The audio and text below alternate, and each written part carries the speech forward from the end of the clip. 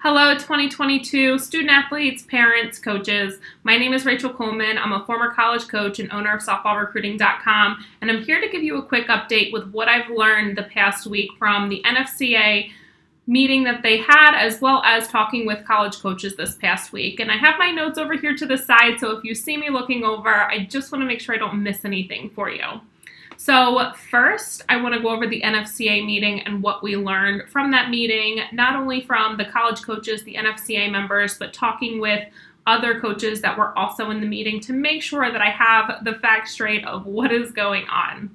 So the first thing that was discussed is possibly extending the dead period. Now, they didn't say when it will be extended to, whether that's December, January, but they talked about possibly extending the dead period to protect football because that is where all of the revenue is generated for some of the big-time D1 schools. So they're trying to protect football, which is why that dead period could be extended, even though right now a lot of the football seasons are being postponed.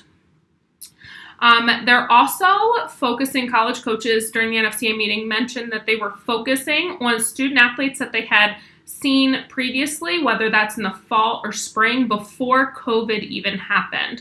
So if you were not being seen by college coaches before COVID, I need you to make sure that you've been building strong relationships with the college coaches during this time of COVID. You should have been emailing them every week to every 10 days.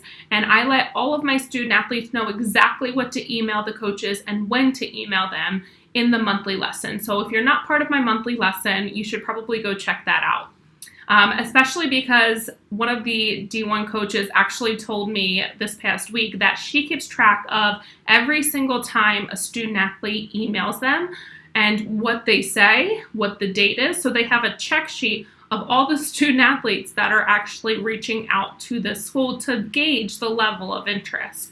So again, if you're not sure what you should be emailing the schools, because it should not be the same email over and over again, and your email should cater to what the college coaches are looking for during that time, you should go check out the monthly lesson at softballrecruiting.com. The college coaches were also talking about how they pretty much stopped watching live film, and they were more so watching archive games. They're skipping through and watching the student athletes that they're looking for. So if you're a student athlete who hasn't been emailing, but your teammates have, you might be skipped over because the college coaches are skipping through and watching the student athletes who have been reaching out to them. The college coaches. So let's get into what I've learned from the college coaches this past week. I've had a ton of college coaches reach out to me, more so than ever, and with college coaches that I don't have relationships with. These college coaches were looking for more information on some student athletes that I work one-on-one with, and you can find some more information on that. I'll make sure I put it in the bottom. But they were looking for some information on some student athletes that I work one-on-one with. And then they were also telling me whether they were interested in student athletes. So yes, college coaches are allowed to say whether they're interested or not before that September 1 date. So if you are a student athlete who's been emailing college coaches and going through the process step by step, you should be getting interest from the college coaches in whoever your contact is at the bottom of your email.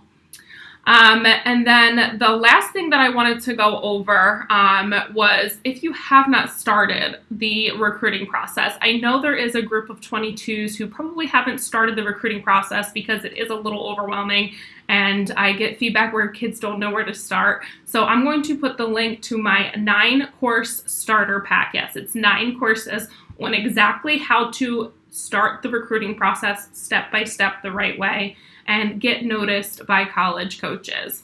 So if you have any questions, please feel free to reach out. I'll put my question tab at the bottom, and I look forward to talking with y'all soon. Take care, be safe, be healthy.